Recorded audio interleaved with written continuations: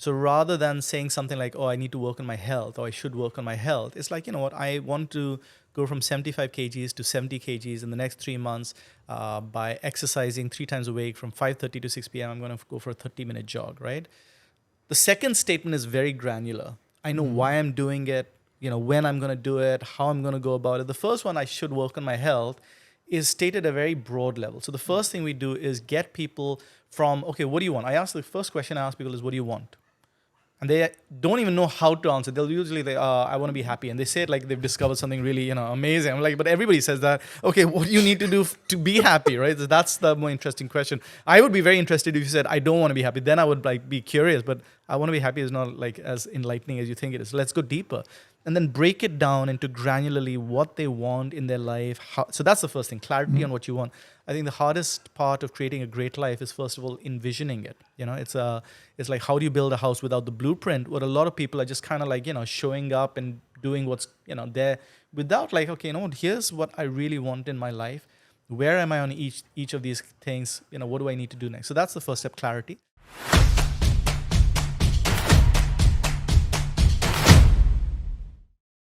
Welcome, everyone, to the Will Talks podcast. Today, I am with Kanishka Singh. And Kanishk is an incredibly powerful, passionate teacher, educator, corporate trainer, and a coach.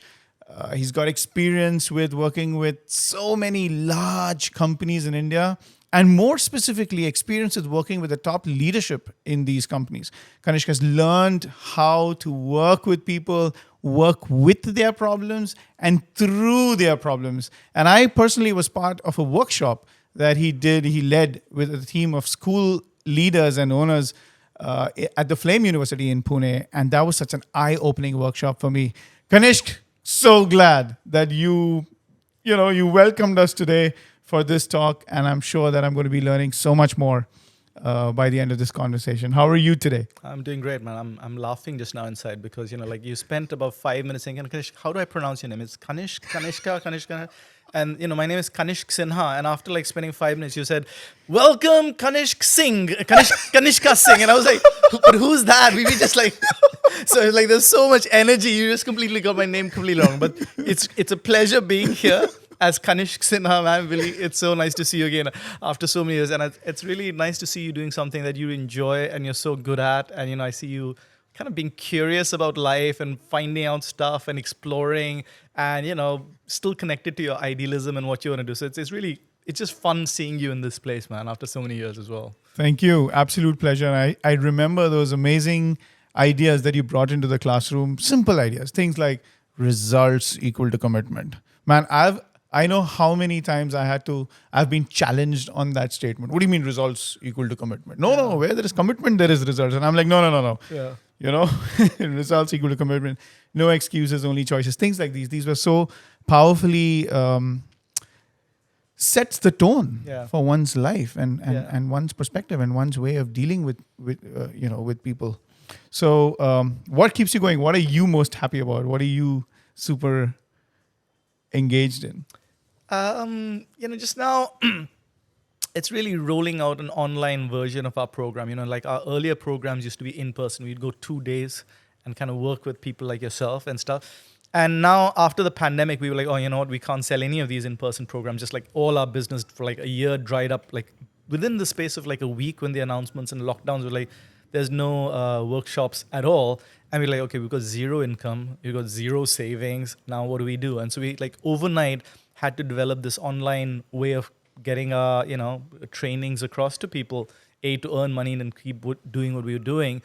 And I think one of the things we said is we're not going to ride this out. It's not like, oh, you know what, while the pandemic is going on, let's try to create something where we can, keep the money coming in. We said, this is an opportunity to really rethink how we do programs, Can we find a way of delivering our online programs so they are more impactful than our in-person programs? Because people say, we like the intimacy, we like the laughter, we like the connection. People will always have a preference for in-person programs because of the intimacy. And we said, let's not have any excuses. Let's not say, oh, this happened, that happened, the pandemic, we can't meet people, we can't like connect with them. We're going to find a way of making this program better than our in-person. So what was initially a little bit like, oh crap moment became like, let's find the opportunities. And eventually, I think we found a program that is more powerful than it used to be in person, because a lot of advantages to doing it online. One is that you can spread it over a longer period of time. So it's not like, oh, you know what, everything has to happen in 2 days. So sustainability is that you can get some learnings, practice for a week, get some learnings, practice for a week, and come back and say, I tried that, it didn't work. So it's an iterative approach. So that's the first advantage, sustainability. You're thinking about things for a month rather than 2 days, and then you're back to the hustle bustle. And when you have something on your mind for a longer period of time, it just sticks more for the long term. The other is, because you have a week before each session, you can give people homework. Watch these videos, learn the theory. So in the live session, we're not going to lecture you, right? We're not going to stand. That's a waste of our time. You can kind of hear the lecture part in a video. So in schools, in colleges, they're practicing this thing called the inside out classroom, and the idea is that earlier you would have the lecturer lecture to you, and you write down the notes, and then you're given a homework and you go outside and you work on it. And that makes no sense, because now that you have videos, you don't have to kind of just sit there and passively absorb that information. You can do that beforehand, just watch the videos, be prepared with the theory, the download, the one-way communication. And then in the classroom, you work on the homework, which is actually implementing and trying to figure it out. And the lecturer can walk around and help you with the problems, because that's where the real thinking and interaction is required, not when it's just a lecture that you can do by video. So we started like sending people the theory beforehand, sending quizzes beforehand. So even before they come into the session, the theory is done, no lectures. And then we say, okay, let's talk about how that applies to your life. So now let's just have a conversation. And what we were finding was the learnings that people were coming with at the end of the class were much deeper. So like if you do a 2-day workshop, people would be saying, oh, my learning is, where there's a will, Willie Broad, there's a way. They'd be like coming up with a one-line statement. But now they're like saying things like, what, I had this place where I felt like I couldn't speak to my boss. And, I wasn't enjoying the work. But, after the second session and I went and discussed it, initially, he was upset, saying, you have to like learn to do the work you don't enjoy. But then after that, and I thought it didn't work, like that conversation. But the week after that, he came back, he said, I've been thinking about what you're saying. Let's sit down, have a conversation. And we really allocated the work, and we figured out a way that I can use my strengths. And what I've learned from that is, if you have something you say, go and have the conversation. You've got to say what needs to be said, but say it in a way that can be heard. And so that is the kind of learning you'd have after a month of doing the program, compared to, hey, where there's a will, there's a way. And we just felt, hey, that's what we need to be doing. Let's not do these from a work-life balance. For our point of view, it's better, because, we can sit at home and, you do the session from the first half of the day, and the second half you can spend with the kids, with the parents and stuff like that. So work-life balance, it was great. The impact was better. And you can reach a much wider audience, because you can reach somebody in Jabalpur, somebody in Guwahati, etc. Whereas earlier it's only like, the 15 people in this city. So you can even reach international audiences if you can figure out how to market to them. We can do, Dubai programs, Australia, etc. So a whole bunch of opportunities started opening up. And now we really want to figure out, after we've perfected that design and we feel like, okay, now the program really is better than our in-person, how do we market it? How do we get a maximum number of people? We're used to a corporate marketing sort of thing. So, sometimes corporate clients will say, hey, we want in-person programs. So that's one challenge. Educating them and saying, why we feel that this will be more impactful, and getting over that initial resistance that it'll have. And second, how can we reach the full potential of the market? Because now the product, we can go to anybody in Kanyakumari, Kashmir, etc. But how do we reach them? Because earlier it was like, I know this person and they know this person, and they can put 15 people together.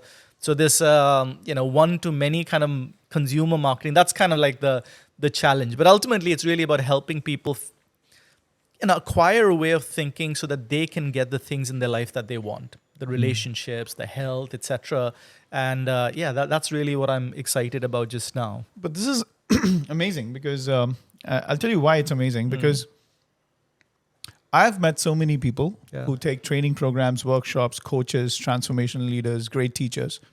And there's this whole concept of the growth mindset and the fixed mindset. And I've even met people who teach the growth mindset. Yeah. And they struggled post-pandemic, because they were so good at what they did in the way in which they delivered the program.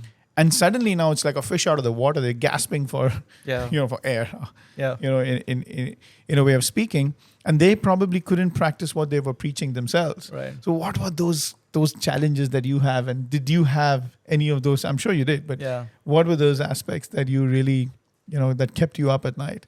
Well, I think first the recordings kept me up all night because we had to like say, okay, if we're going to deliver videos before the actual live session, we have to record the videos and we need to record them now, and we need to learn, pretty much overnight how to use green screen, how to use Premiere Pro, how to kind of deal with the audio. And even just now, like 2 years later, I look back at those videos, I go, oh my God, this is terrible. This is so amateur. But we did it like, in the space of like a month, just sat down and recorded, 40 videos. And, yeah, thankfully, just now I found this artificial intelligence Adobe podcast software which can clean up, audio. So I'm like, sorry, what's the name? Descript. No, it's not Descript. It's something else. Descript is where it takes your words and puts it into text, and then you can like cut and do the instead of like doing the video, you do the written text. This is more like you put in some text from a crappy mic, etc., which is what we were using. I wasn't even using a collar mic, etc. I was just like recording on the phone, which is like 15 feet away, and it just takes that audio and cleans it so it's like a studio recording. So I exported the audio, did that, and put it back. So the good thing is I feel like the content is held up. Normally when I record something that quick, I'm like, oh man, I wish I'd put in that line, or I can't believe I said that. That doesn't make sense now that I think about it. But the content I'm really proud of. It is like even now when I watch the video, I go, hey, that's really good stuff. But the audio, every time I listen to them, I'm wincing. And I think that was the first challenge to keeping me up at night. Just the number of hours learning new skills, like how do I embed this into forms? How do I send that to the participants? Okay, how can I get their responses and program it in a way that it puts it and allocates each of the responses to the participants. So in a workshop, I can see who has written what in their homework. And while they're speaking, I can read that thing and, add some inputs or see the patterns. So a lot of the technology is what I was working on, the design, what works in an online space, what doesn't. And we made some horrible mistakes. We died on our butts on a few occasions. We did one where we pretty much gave away the first program. We said, okay, don't have any work. Will you experiment with this online version? And the idea was like a Udemy kind of course. You'd like have a bunch of videos and people will journal and stuff. You write some reflection questions, they answer that. And we realized that people were, okay, watch the video. Nobody really finishes videos when they're sent to do a program where they watch videos. They need feedback. They need engagement. So then we said, okay, you write your reflection questions. We will read it and we will send you some answers to that. And that worked, but it took up a lot of time, for us to read all the things, write answers and stuff. Girish, especially one of the managing partners at Stillwater, he's very sincere. So he was basically writing a love letter every time he got a thing. I was just like 2 lines. Okay, that's something. Here's my feedback. But then we said, okay, everybody's doing a series of videos, Udemy, Coursera, YouTube, LinkedIn Learning. I think what we do is really that interaction, right? So we want to not make our lectures boring where we're lecturing people online. Nobody wants to be in a Zoom call and get a download. So let's do that part through the video. And then we'll have an interactive session, a purely interactive session.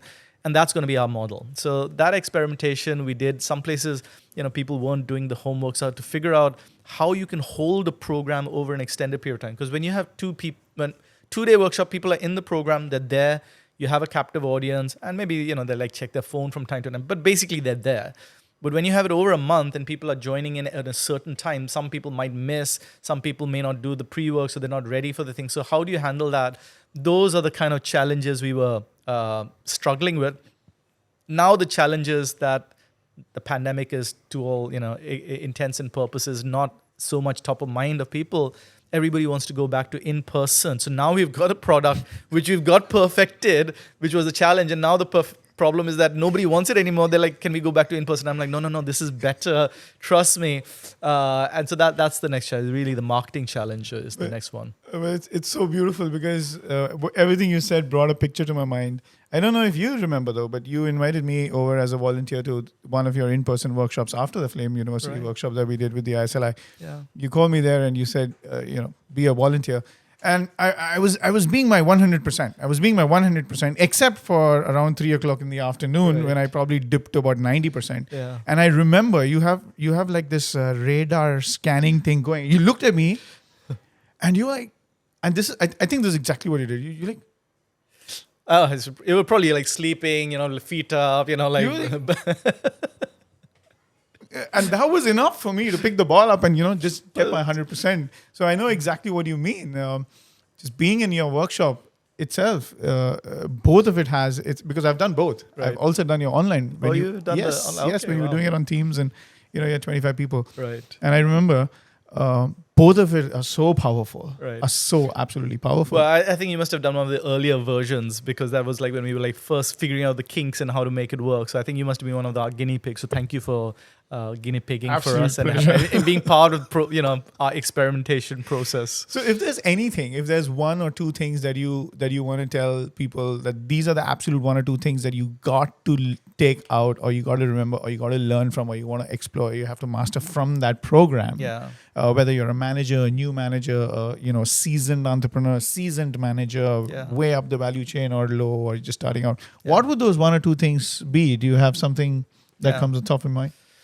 I think not so much from the program, but the philosophy that went into creating the program. So I think the program has a lot of different things. And everybody, but the reason I don't like lecturing about it is because people already know them. If I say, oh, you know what, be clear on your goals, people are like, yeah, I knew that.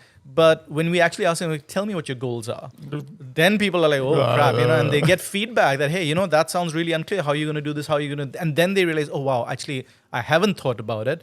Or when you say, hey, you got to be honest with yourself, people are like, yeah, of course, I need to be honest with myself. But then you ask them a question and, they realize they're not being honest with themselves. So that's why I don't like talking too much about our theory, because I just think everybody knows the theory. It's there. It's like from thousands of years, in the religious books and the morals and the guidance, we've been taught these lessons. That's not where the power is. The power is really, having somebody hold you accountable to, are you living up to that? So that's the thing. I think what I would like to share is the philosophy that went into designing the program. And that was really think through things rigorously. There are a lot of beliefs we have, a lot of assumptions, and we make decisions based on those assumptions. Let's be rigorous about the way we think about stuff. So if you're hearing something and it sounds good, don't be like, oh, that sounds great. Yeah, that's the truth, right?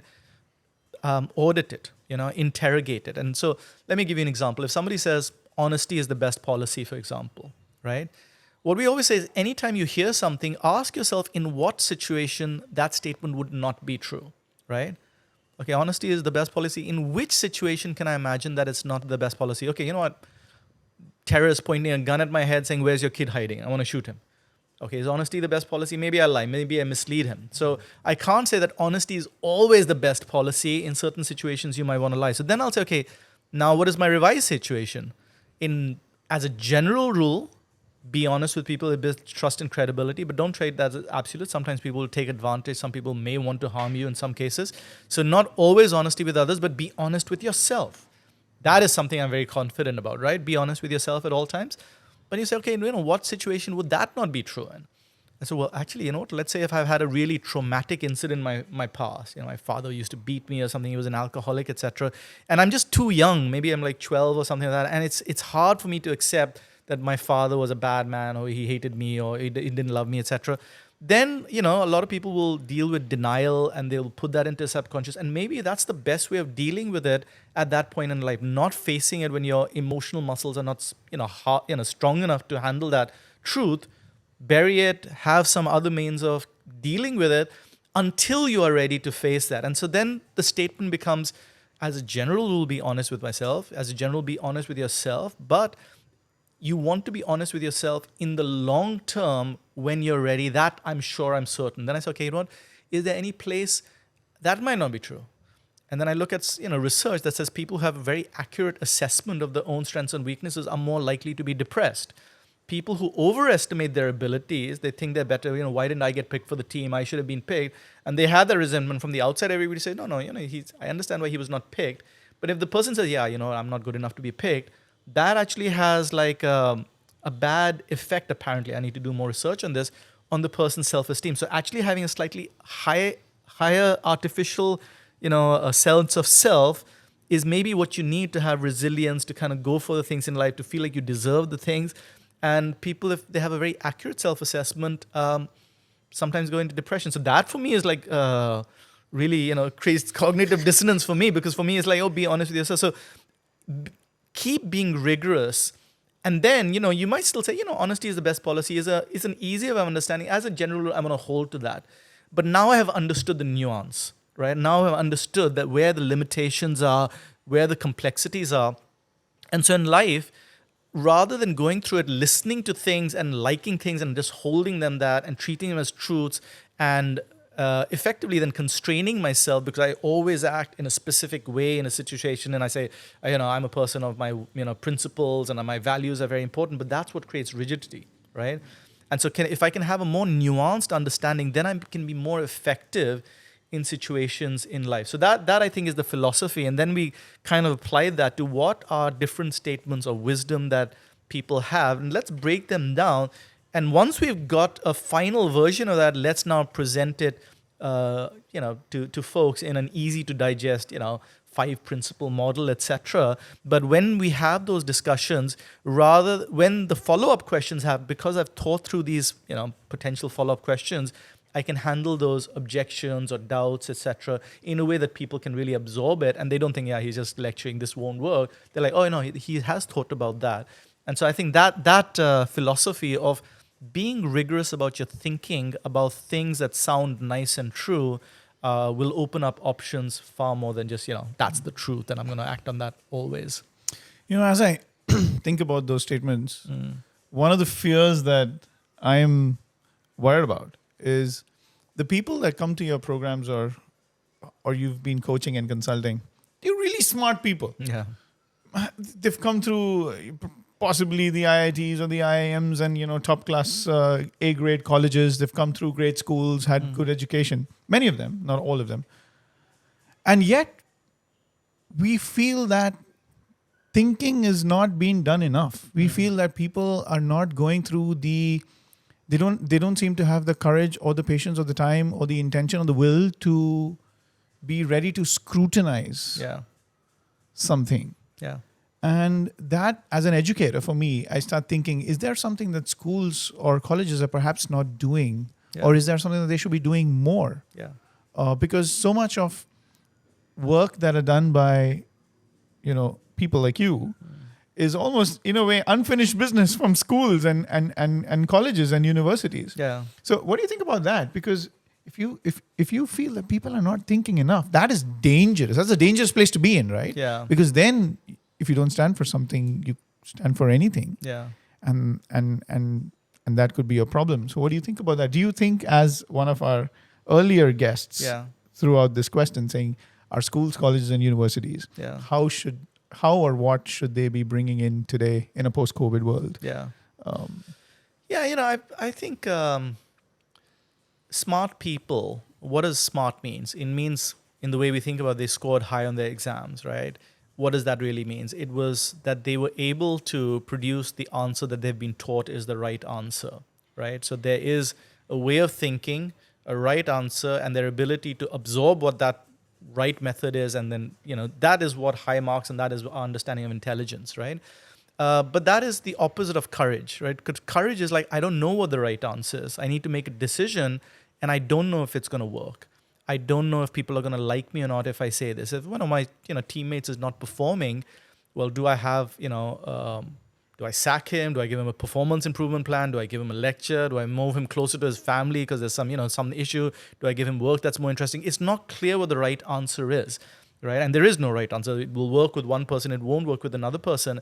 And then when we come from there is a right answer, there are two possibilities. One is, we say, okay, this is the right answer, and I know the right answer, and so then I become arrogant, and I don't listen to other people, and I become very rigid. And anybody who has a different point of view must be wrong, and that must be because I'm smart, and I know the right answer, and if they have a different point of view, the reason they can't see I'm right is because they're dumb. So that becomes one danger, if you think there's a right answer, and I don't know, and I know what it is.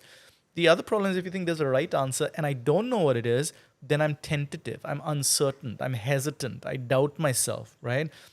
And in either case, that kind of causes problems. So the other way is like, there's no right answer. There's a decision and there's going to be a result. I'm going to make a decision. It's not what is the right decision. What is my decision? Why am I making that? Did it work? Did it not work? Okay, what did I learn? And the people who have, perhaps achieved most from a financial success point of view, they have taken that approach. Bill Gates never finished his college education. Right? Elon Musk dropped out of his PhD after two days, I think. Steve Jobs, I think, dropped out of his MBA. He didn't even tell his parents. He said, I'm wasting my time here. And Mark Zuckerberg is a billionaire by 23. At 23, most of us Indians are like, okay, finishing our engineering, now we'll do a master, then we'll do a PhD, then we'll work for a corporate for 5 years, then we'll think about maybe starting our own company. He's a billionaire by 23. Think what 23 years old, most of the people that we call smart are doing. They're going for like a management trainee job in a big company instead of like having $1 billion in your pocket, right? And the reason is, rather than saying we will first figure out the right management strategies and then implement it, Bill Gates is like, at 19, he's got his own company. He's going selling to IBM. He's kind of like making pitches. And through that, he's learning. So 2 ways of learning. First, learn and then implement. Take action, see the result and learn from that. But our thing is like, if I don't get the right answer, I'm not smart, I'm not a success. And so let me take the safe, conservative thing that I've been told is the right answer and regurgitate that. Now, that works in a stable world. So, my dad is an accountant, his dad is an accountant, and accountancy has not changed since the 1600s. Fine, that works. But, when I was starting off, there wasn't a Google. When I was in college, Google didn't exist, right? So all my education was all on engineering and, marketing, etc. But the whole field of digital marketing, content marketing, Facebook marketing, it didn't even exist. So what was my education teaching me is like, here's the right answer. This is the number of floors in Qutub Minar and when was the Battle of Plassey formed. But it teaches me nothing about the skills of learning a new industry. Like selling myself online, for example, is something that I'm very uncomfortable with. Our old ways of being humble, not bragging, etc., is kind of the opposite of an influencer. Put yourself out there, reveal everything. So in our way, our education is not teaching us to find our own answers in a changing dynamic world. This is the right answer and make sure you know this way. And that works in a stable world. So, that I think is what's changing. And I don't think it's wrong. So I don't think education is wrong. It's just like you said, incomplete. Because, you need to know your times tables. When I know my times table and I just memorize it, the best way of learning, 12 12s or 144, 12 13s, etc. You do that through repetition. And then when I go through a shop and I'm calculating how much change, etc., I'm doing it automatically, right? So now if I say, oh, no, memorization is good, you should just like learn the value of, use building blocks, etc., and understand the concept. But if I don't know that, 12 times 12 is 144, that is the base on which I can build, right? And so I think, I can't remember his name, but this expert on creativity, Mikhail Csikszentmihalyi, he's got a very complicated name, but he's like, the expert on creativity. He says, people think creativity is throwing away the rules. It's not. It's first understanding the rules, first really integrating the rules, memorizing it, becoming a master of the rules, then you break it. Then you have earned the right to break it. Don't break the rules, say, oh, I don't follow the rules before you've learned the rules. And I think the education is therefore learning the rules, and you've got to learn the rules. And then the second part is breaking them, but you can't break the rules without first. And so I don't think we need to revamp education. I don't think it's wrong. I think it's the first step. And like you said, there's a second part. And, to a certain extent, I feel like, yeah, you can teach some of these things earlier on, but we try to get participants who are only like above 25. Because before then, it's theoretical and abstract. Everything we're saying about relationships and life and jobs and appraisals and, promotions, it's a theoretical theoretical concepts when you are 19. It's not theoretical when you're 25 and you didn't get the promotion and your friend got it and you're like comparing yourself and dealing with that. Then a lot of these conversations, you've got the theory and you've got the experience, and they can kind of like illuminate each other, but one with the other is flat. So I don't think education is handled wrong, but it isn't complete. This is beautiful. When we think about today, I think 6 years ago, there was this saying on the internet that said that anybody with a phone thinks he's a photographer. Yeah, right. Absolutely. Anyone with a phone thinks he's a photographer. That's what I tell my wife. She's a big photographer. I just troll her all the time. She's like, "Arr." Right? And now, off late, right? Now, it almost feels like anyone with a camera is a content creator. Now, I appreciate the initiative, the risk, putting yourself out there and everything, which is great because that itself is like life goals for many people. Yeah. Right?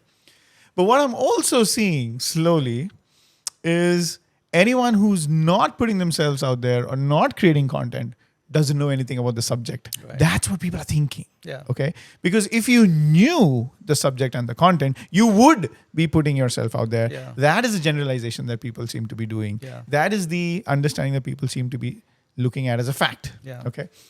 Which I have a problem with, because if your goal and objective is to put content out there because you are trying, not you, I mean, because the young person is trying to build a new skill, great. Yeah. Building confidence, great. That is the objective. However, the real content itself may not be great. Yeah. You know, and when you start influencing thousands and thousands of people, you have a moral obligation in way, because then you are now in public service. Yeah. You're shaping what people think. You're shaping behavior. You're shaping where society could possibly go, and then that is quite a position of responsibility. The one sentence that really stuck with me in many things that you said earlier was, your content stood up. Your content stood up. Yeah. Your content stood the test of Yeah. time. I want to ask you, how did you get to that stage? Yeah. What did you do? What college did you go to? How did you get to where you are today Yeah. in your life? And it'll also help our listeners understand your educational journey as well, and your Yeah. professional journey. Yeah, I think, why the content stood up is, I think, because of that process that I followed, which was rigorous thinking. Like, every time I write a sentence, I say, okay, which situation would this sentence not be true in, right? And then I come up with a revised statement, and then I say, okay, which situation would that not be true in? And then again, revise it. And so that, for me, led to a very creative exploration. Like, the questions I had to start off with the book were 3 questions, right? One was, why do we behave in ways that are ineffective and don't make sense? So why do I study for the last minute for an exam? I know that doesn't make sense. I know that intellectually. Why do I not eat healthy or exercise? Why do I kind of take things personally when people give feedback? Intellectually, I know what I need to be doing, but I know that I also don't act on the basis of that. So that was the first question. Why do we act in ways that are self-sabotage, basically, right? What are the beliefs, and so the conclusion to that was really, it's our beliefs that we have acquired over a period of time. That's the basis on which we make our decisions. Sometimes our past experiences don't help us. So, for example, if I lend money to a friend and they don't lend it back, or they don't pay it back, the belief is like, oh, you can't even trust your close friends. You can't trust anybody else. You got to kind of be a little bit watchful. Now, somebody else comes along and they ask for help, and I'm kind of watching them, not trusting them fully. And that's because of my past experience. So even though this situation, the person might be completely trustworthy, I find it hard to trust them because of my past experience. Somebody else who has not had that experience will be in a different position. So that was the first answer that I reached, right? Which was, why are we not effective in certain situations, right?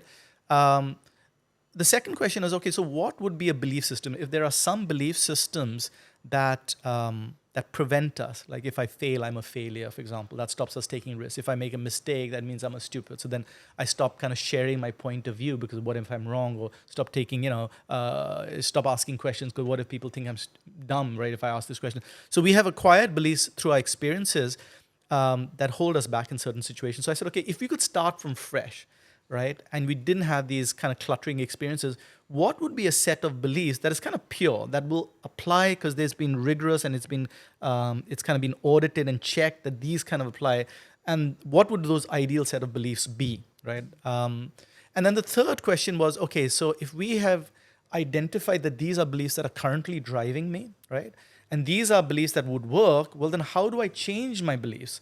What is the process of behavior change, behavior internalization?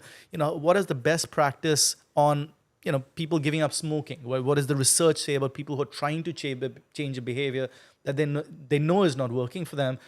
So those were the 3 questions. Why do I do what I do when it's not helpful?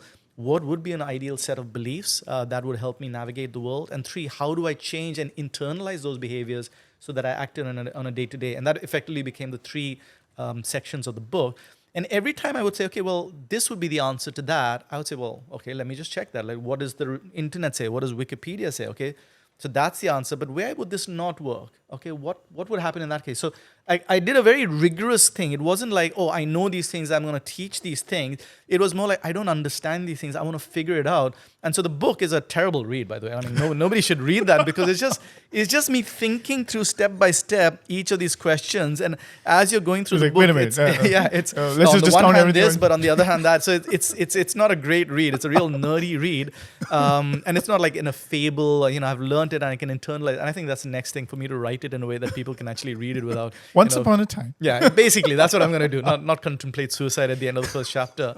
So I think that's why it stood the test of the time, because of the rigorous approach that led to that.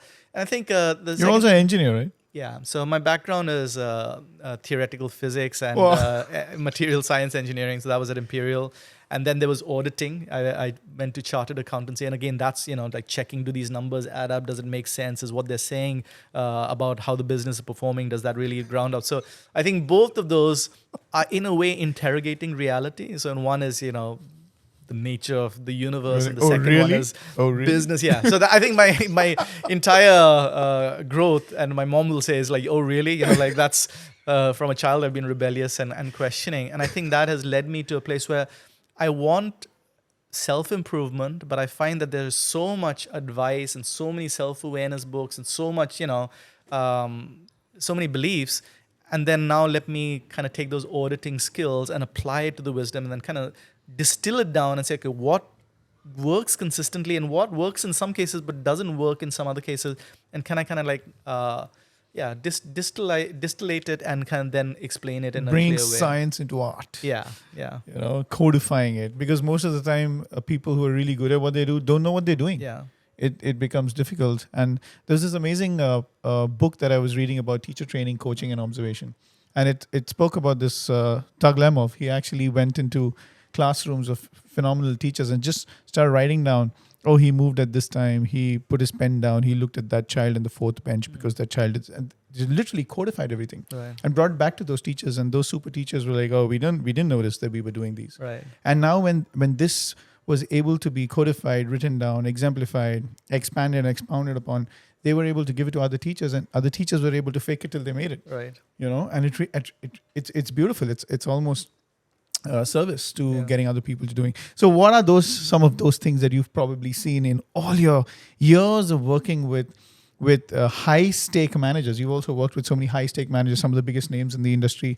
Some of the clients that you've worked with are huge in India, right? And I'm sure their problems are equally huge. I don't know what kind of problems they have, but what do you think? What kind of problems do you solve for these managers, and what does a good solution look like? And what do you see the ones who are doing well are doing more of, and the ones who are not need to start? I just go through the 5 principles that we teach in our program. The first one is clarity. So rather than saying something like, oh, I need to work on my health, or I should work on my health, it's like, what, I want to go from 75 kgs to 70 kgs in the next 3 months by exercising 3 times a week from 5:30 to 6 p.m. I'm going to go for a 30-minute jog, right?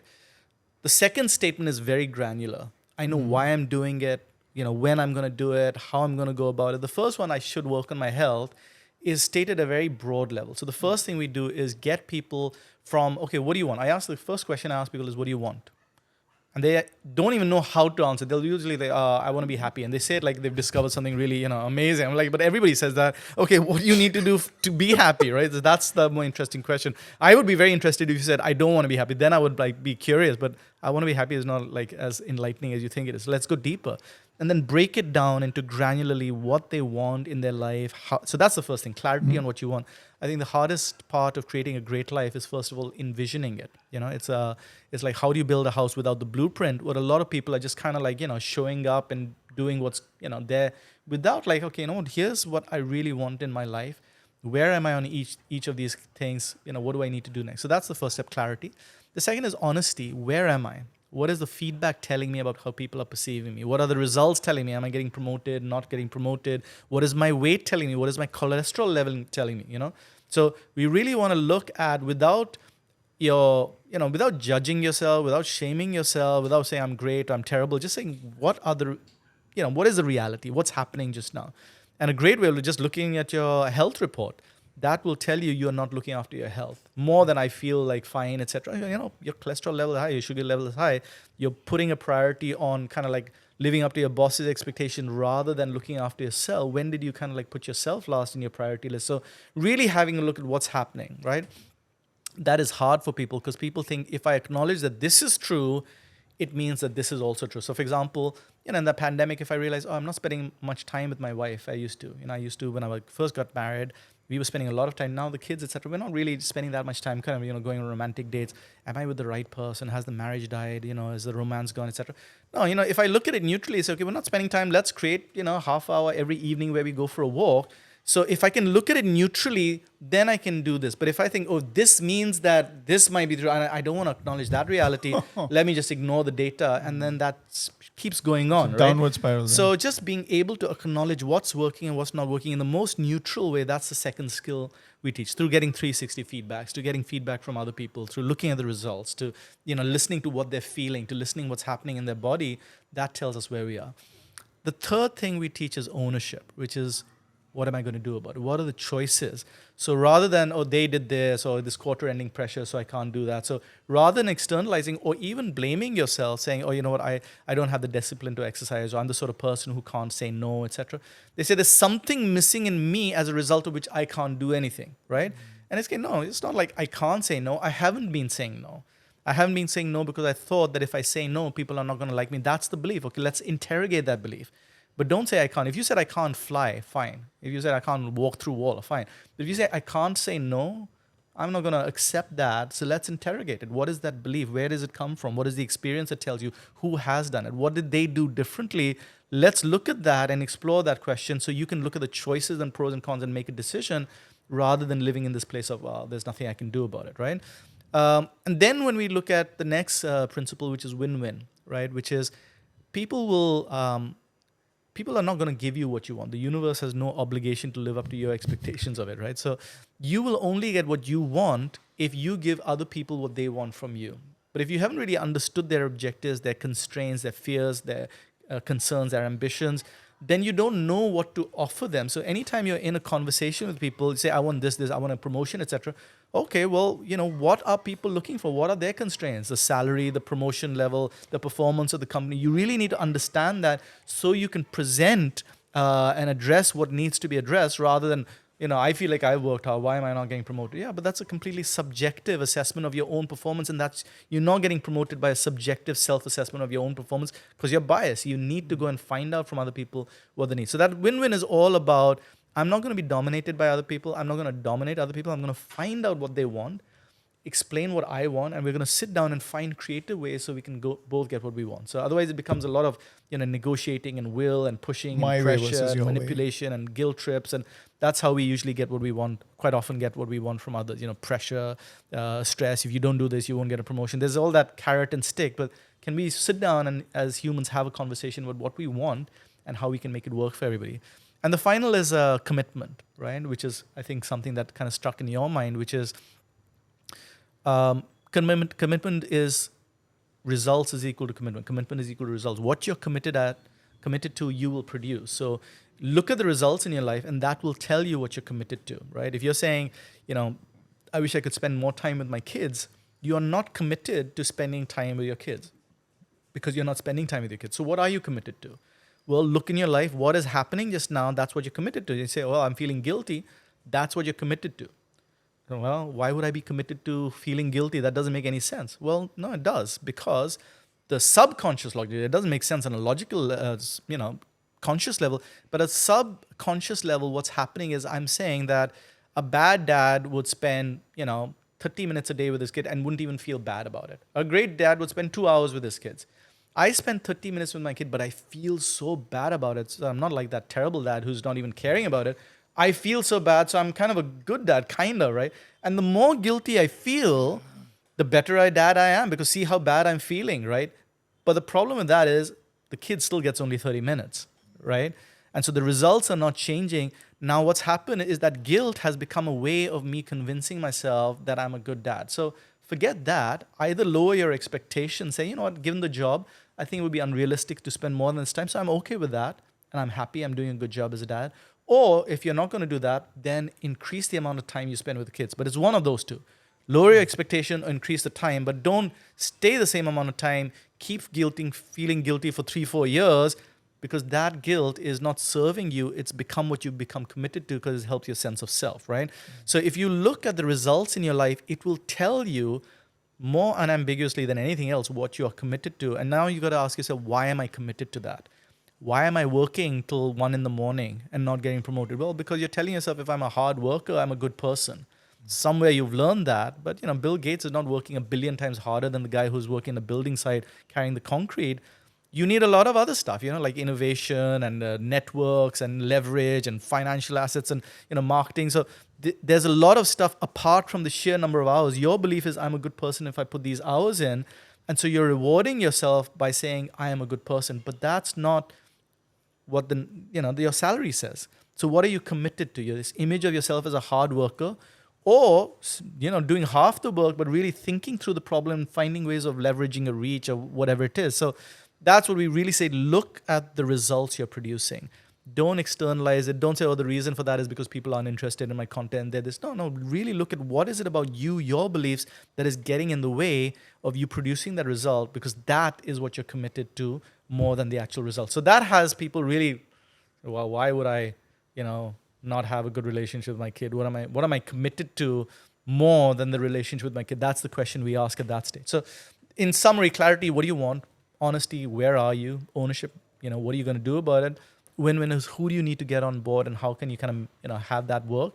And commitment is, what are the beliefs you have about the sort of person you are that will prevent you doing what's required? And are you committed to the result, or this idea of the sort of person? Which one is more important to you? So that's really the framework. But of course, it's most powerful when people are actually answering those questions and seeing where they stand on those factors. Going through that process, yeah, right? getting the feedback from other people and getting other people's perspective on, are you clear? Are you being honest with yourself? Everybody's going to say, yeah, I'm honest with myself.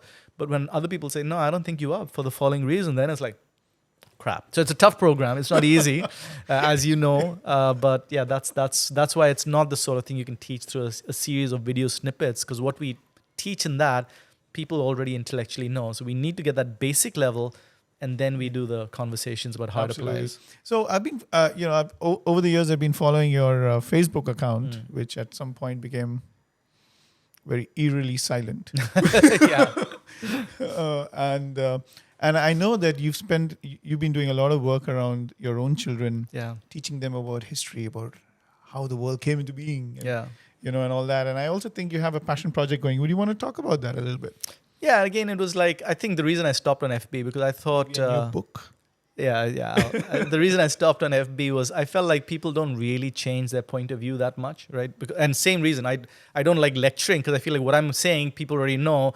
And what I say on FB, people will agree with the things that they already agree with and not agree with the stuff that they don't agree with. So it doesn't really educate. It just further strengthens people's, point of view in whatever. So they'll take the parts, like, for example, let's look at Periyar. His whole thing is about anti-religion and every godman is a liar or whatever. I can't remember. He says something like that, and people in the South will worship him almost, right? Ironically, and if anybody says anything against him, they will be like, "How dare you," etc. But they will be very religious. So it's like he's saying, religion is kind of nonsense. They respect him, but they disagree with everything he's saying, and so it's more like, oh, he's from our state. And he's respected by a lot of people, so he's one of us, and you can't say anything against him, even though they completely disagree with everything he's saying. And so it becomes more that people will have these groups and communities that, and if this person says it, then I kind of like sign on to that. If that person says it, I'm against that. And so it was really, I felt like the conversation on social media became about tribes, and it became about, trying to prove you're right, and it's trying to kind of like, it's almost become like, there's no real curiosity and learning. And I felt like, okay, so why am I doing that? Then it becomes just about my ego and how many people I can reach. And find on my side. Yeah, and it's really that actually I'm not changing anything. So I think let me go back to the praxium. But I wanted to understand at a societal level, what does move things forward? So I feel like I reached my limitation. I'm not really making a change in the messages I'm passing out. But what does create change in society? Where does it break down? Where does it not? So that was the question. Again, And the question really was that it's not that Hitler killed 6 million Jews, for example. It was like, how did he convince people? How did he convince people to say, hey, you know what, we really need to, kill their kids and these guys are a virus? How did, 80 million people, or whatever the population of Germany was at that time, how did so many smart people, the smartest country in the world maybe at that time, all the geniuses, Einstein, etc., they're all coming from Germany at this stage, the great musicians, the great scientists, the great writers, the great philosophers. How did they buy into this? And what can we learn from that, and how can we prevent it from happening? And so I really want to understand how society works. And again, I said, okay, let me start right at the beginning of the Big Bang. So that's what I do. I ask myself a question. Okay, let's look at evolutionary biology. What are all the things? So more for my understanding, and then say, hey, I need to explain this to my kids, because it was a shock to me, some of the things that people believed. And I grew up in a very idealized world, and I would say it broke my heart. I'm seeing more than any breakup in my life or any kind of rejection or not getting in my results. This was something, when I saw some of the stuff going on in society, the divisiveness, the kind of like rage against other people instead, I was like, it broke my heart, right? And it's taken me almost like, 8 years to kind of get over it and find out, okay, how do I kind of repurpose myself? And I wanted to understand how it happened. How do large numbers of people convince? How does society move? And then I wanted to explain that to my kids, because one of the things that Richard Feynman said, if you want to understand something, explain it to a kid. If they understand it, then you've understood it. If you can't explain it to a kid, then you're using language, the jargon to kind of like disguise that you don't really understand at a fundamental level. So let me read history. Let me explain it to a kid so a 10-year-old can understand. And then actually, I think that's something that general adults will find, because there's so much information and so many points of view that nobody's got somebody explaining things easily, simply, in a comprehensive way, saying this is how we got where we are. And so that's the next project. But the pandemic put that on a bit of a hold. And again, I had to figure out, how do people like Trump and all get elected? How did we go back to, the whole, hyper nationalism and things that I thought we'd kind of dealt with after Hitler? We said, okay, that's bad. We don't do that. We don't attack other countries. There's Putin going attacking. So how did that become okay? How did his? So that had me pause for a bit and say, okay, I need to think, how is this re-emerging? How is social media linked to the re-emergence of this? But now I think next year, 2023, I'm going to get back into that writing. That's brilliant. I had such an amazing time with you today, and I'm really hoping that the book that you're writing next about the history and it's called The Greatest Story Ever. So that's the greatest story ever. Yeah, the story of the human race, basically. So how did we get here? I'm really hoping that you get that book before my kids become adults, because that would be something that I'd really want. You're going to be helping and serving so many parents as well, using a book and the story of the world and. As a way to also connect with their own children and help them develop a perspective and a worldview that's going to hold them throughout their lifetime. Yeah. That's it. What would be the question you want to ask the next guest on the Will Talks podcast? What's the question? And you don't know who this guest is going to be. Yeah. This is a question that I always start with my programs is like, what do you want and where are you just now? That's the question I start with. So let's see whoever this person is, where, What do you want and where are you against that just now? Where are you now? Just now? Yeah. Yes. How are you feeling after the podcast today? I had a lot of fun. Any closing comments or thoughts that you'd like the world to know? No, I think just be rigorous. When people say things, it's very easy to kind of, if it sounds nice, if it feels good, to absorb that. But I think now we've got so many people kind of broadcasting their views. Like earlier it was just the BBC, and you listen to that and people have done the research. Now everybody, like with a mic, with a social media account, is a broadcaster. And it's very easy to not gravitate to the established wisdom, to gravitate to what kind of I like, what kind of like feels good. Be rigorous, because if you're rigorous with, where would this statement not be true? What are counter examples of that? You'll get a much deeper understanding of the nuance, and that will help you see options that weren't available. And eventually that will give you the greater success and joy and happiness you're looking for. So be rigorous with your thinking, I would say. Thank you, Kanishka. Great. Thank you very much. Thanks, William. Thanks.